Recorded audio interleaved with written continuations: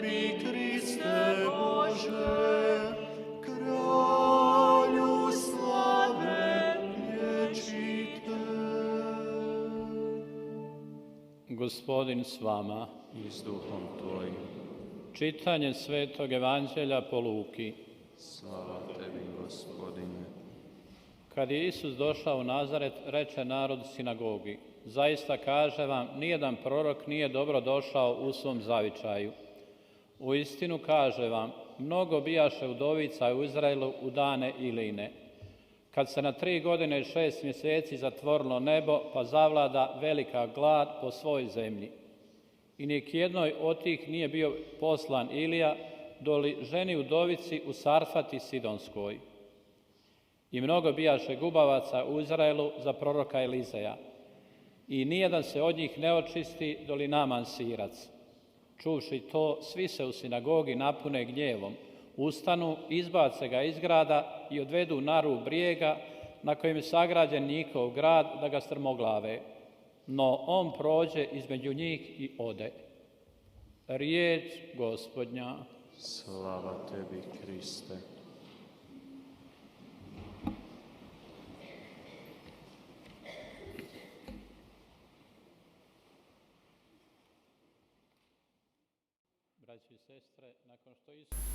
형제자매 여러분,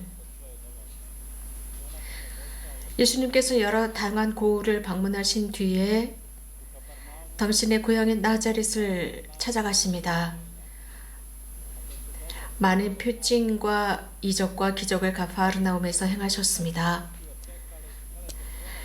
이곳은 나자렛에 이미 소문이 나 있었습니다. 그래서 고향 사람들은 예수님을 끈기 있게 기다렸습니다. 드디어 예수님께서 나자렛에서 오셔서 이런 같은 표징을 자신들에게 일으켜주기를 바랬습니다. 그래서 모두가 예수님을 바라보고 있었습니다. 그리고 그들이 실현시키지 못했던 많은 여러 가지 꿈들이 그분의 손을 통해서, 그분의 놀라운 힘을 통해서 이루어지리라 기대하고 있었습니다.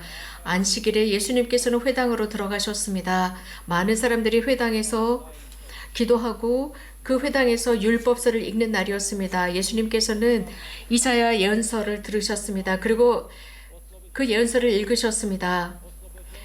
너희 가난한 사람들에게 기쁜 소식을 전하고 갇힌 사람들에게 자유를 주고 억압받는 사람들에게 위로를 주고 주님의 신년을 선포하도록 했다라는 말씀을 읽게 됩니다. 그리고 예수님은 말씀하셨습니다.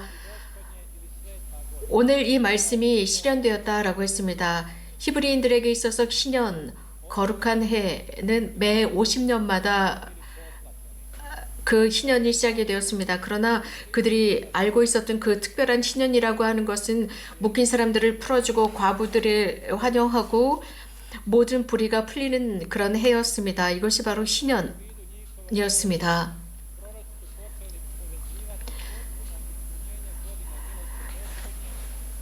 하지만 그들이 이런 것들을 하지 않았기 때문에 예언자들은 계속해서 주님의 은총을 언급하고 오랫동안 기다려왔던 그 메시아가 오실 것이라는 것을 예언했습니다. 메시아가 오시는 것, 바로 그것이 주님의 은총의 해, 신년이라고 선포해 왔습니다. 이런 이사야 말씀을 읽은 뒤에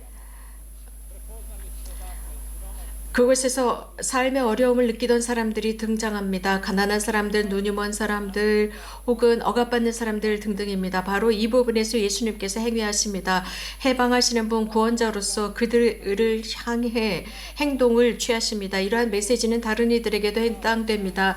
또한 오늘 우리가 우리들의 삶의 상황을 보고자 하는 사람들을 향한 메시지입니다. 그 중에서도 우리들이 어떤 위협을 받고 있는지, 그래서 아무런 의미 없는 것에서 삶을 찾으려고 하는 이런 우리들에게 분명한 메시지를 전하고 있습니다. 그분의 메시지는 바로 이런 위협에서 우리도 안전하지 않다는 것을 보여주고 있습니다. 이러한 위험은 점차적으로 인류의 역사와 함께하고 있습니다. 점차적으로 증대되고 있습니다. 그것은 사람들이 자유롭고 이런 발전과 혁신이 있음에도 불구하고 이런 위험은 계속 도사리고 있습니다.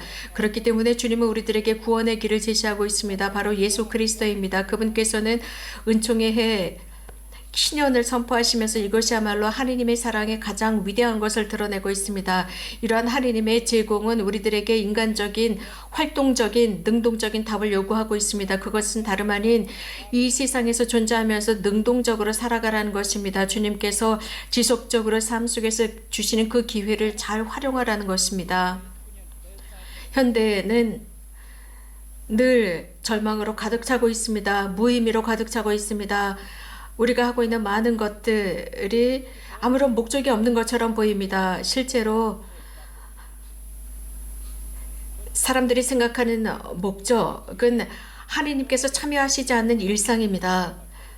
이것은 인간적이고 이기적인 목적으로서 굉장히 형식적이며 결과는 사람들에게 실망을 안깁니다.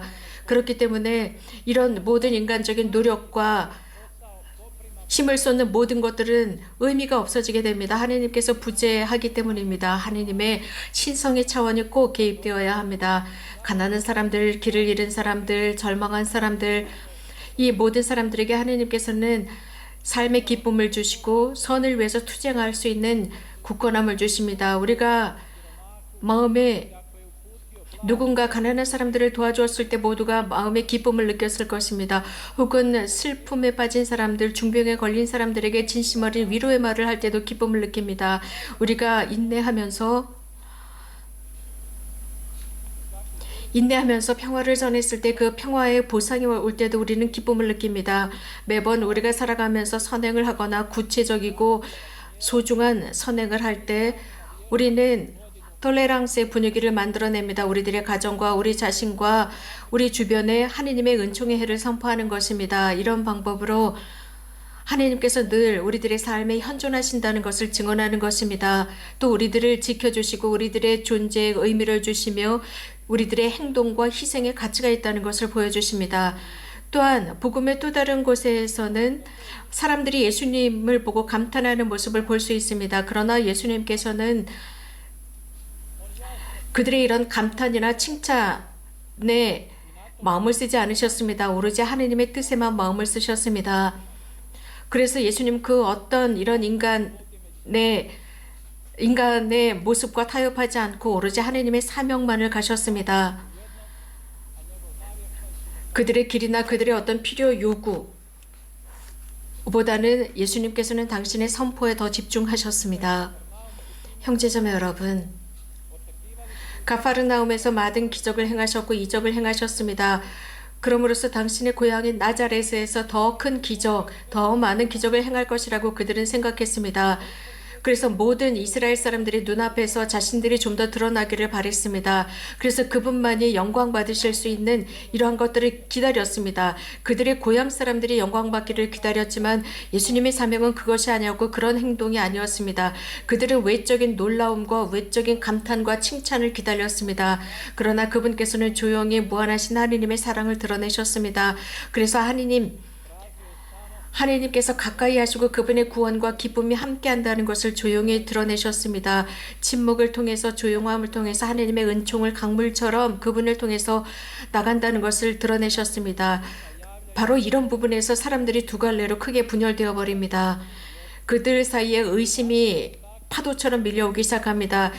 저 사람이 요셉의 아들이 아니냐라고 생각하면서 회의적인 감정을 갖기 시작하면서 그분을 비하하기 시작합니다. 그리고 얼마 되지 않아서 이 나자렛 고향 사람들은 예수님을 구렁텅이로 빠뜨리려고 하게 됩니다. 벼랑 끝까지 끌고 가게 됩니다. 이런 상황 속에서 예수님께서는 고향 사람들을 보면서 매우 씁쓸해하십니다.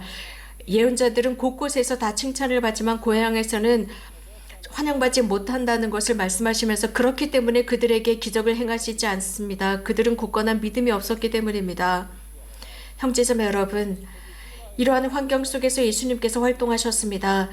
이러한 환경 속에서 그 많은 사람들, 시기와 질투를 가지고 있었던 종교 지도자들 속에서 생활하셨습니다. 심지어는 회당에서도 그랬습니다. 그래서 곳곳에서 예수님을 비난하고 비하하는 사람들이었습니다. 당시의 사람들에게 있어서 가장 중요한 것은 그분의 활동이었습니다. 그분의 이름으로 활동하는 것이었습니다. 성경 말씀, 예언의 말씀에 드러난 그분이었습니다. 그분이야말로 모든 잘못된 불의를 고쳐놓고 의로움을 행하기 위해서였고 도움을 필요로 하는 사람들을 도와주는 것이었습니다. 그래서 드디어 주님의 희년을 선포하는 것이었습니다. 소위 말하는 가장 작은 사람들, 꼴찌인 그 사람들이 인정받는 것이었습니다. 그러나 소위 유명하다는 사람들은 이러한 그분의 모습을 싫어했습니다. 그래서 회당 지도자들과 회당의 장사들은 예수님께서 가파르나움에서 나자렛에서 오시는 것도 싫었고 이스라엘로 가시는 것도 싫었습니다. 그 백성들을 예수님께서 다른 곳으로 인도한다고 생각했습니다. 이런 식으로 그 세대는 들었지만 활동하지 않았습니다. 보았지만 제대로 보지 못했습니다. 그렇기 때문에 하느님의 나라는 세리들이나 꼴찌들이나 혹은 다른 세상의 민족들이 먼저 그 하느님의 나라에 들어간다 하셨습니다. 오늘 우리가 배워야 할 것은 우리들도 예언자들의 길을 비하하고 비난하고 잘못할 수 있다는 것입니다. 우리들의 일상 속에서 그분들을 알아보지 못하는 것입니다. 우리들의 일상 속에서 어떤 다른 것들을 생각하는 것입니다. 교회야말로 하느님의 현실이 드러나고 하느님을 만날 수 있는 곳입니다. 하느님께서 우리들을 치유하실 것이고 자유롭게 하실 것입니다. 악령으로부터 자유롭게 하시고 악령의 힘으로부터 해방시켜서 우리들의 삶에 힘을 주실 것이며 그 시간이 왔을 때 우리들을 완전하게 하느님의 그 활동이 무엇인지 완전하게 알 수 있도록 해주실 것입니다. 그때 예수님의 동시대 사람들은 잘 들었습니다. 하지만 너무나 무의미했습니다. 이러한 모든 것들을 우리는 교회 안에서 미사 속에서 듣습니다. 너무나도 무의미하게 생각합니다. 우리들의 행동을 통해서도 드러납니다. 우리 신자들의 행동 속에서도 예수님의 그 말씀을 흘려버리기 때문입니다. 그래서 예수님의 그 행동과 말씀이 우리들의 마음 안에 자유롭게 들어올 수 있도록 해야 합니다. 우리들의 영혼과 삶 속에 우리들의 가정 안에 그리고 우리들의 현대 안에 들어올 수 있도록 해야 합니다. 이런 상황 속에서 우리들의 삶을 위한 우리들의 행동을 위한 새로운 질문이 드러납니다. 진실로 경고하고 있습니다. 우리들이 가지고 있는 습관 속에서 혹은 교회 속에서 우리들의 습관이나 악습이 하느님의 길을 방해하지 않는지 자문해 보아야 합니다.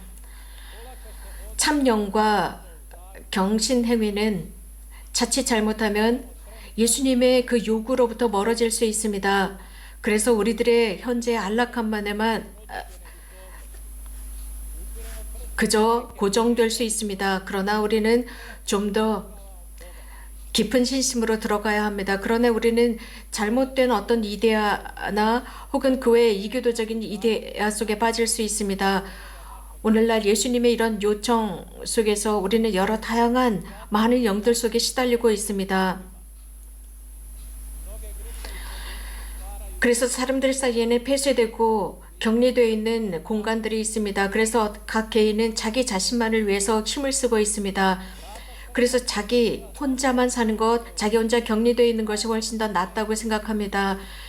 예수님의 시대 때에도 이런 사람들이 있었고 누군가 열어주기를 바라고 있었습니다. 오랜 세기가 지났습니다. 오랜 세기 동안 그분의 가르침에 우리들을 가르쳐왔지만 많은 경우 우리는 이러한 그분의 가르침을 실현시키지 않고 예수님의 참 희년에 참여하지 않았으며 능동적으로 전하지 않았습니다. 그래서 나자렛 사람들처럼 행동했습니다.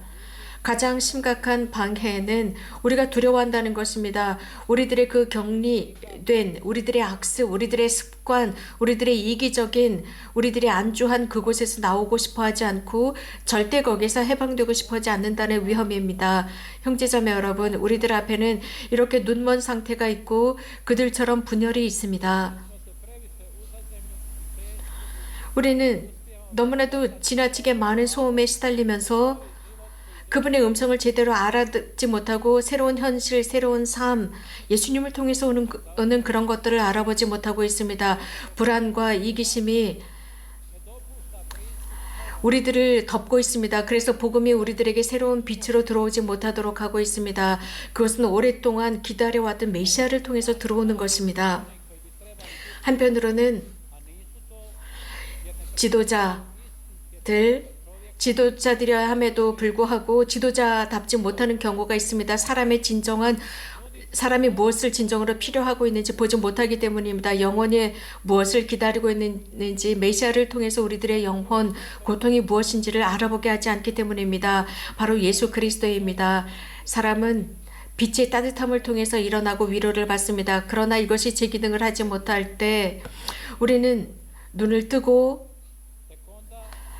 우리들에게 제공된 그 아름다움을 바라보아야 합니다. 우리들의 개방성입니다. 받아들여야 합니다. 그래야만 비로소 그 은총을 체험하고 하나님의 선물을 깨달을 수 있습니다. 예수님의 동시대 사람들은 문을 닫아 걸었습니다. 자신들의 마음에 문을 닫아 걸어서 자신들이 좋아하지 않는 것이라면 고개를 돌려버렸습니다. 받아들인다라고 하는 것은 봉사와 같습니다. 그래서 쓸데없는 어떤 것을 만족시키기 위한 것이 아니라 사명입니다. 그렇기 때문에 그들은 예수님의 그 요청을 받아들이지 않습니다. 그들의 마음이 닫혀 있었기 때문에 예수님은 그들에게 이적을 행하시지 않고 기적을 행하지 않으셨습니다. 그래서 예언자들은 곳곳에서는 환영받지만 자신의 고향에서는 또 자신의 사람들 속에서는 환영받지 못한다라는 말씀을 하시고 거기선 기적을 행하시지 않습니다.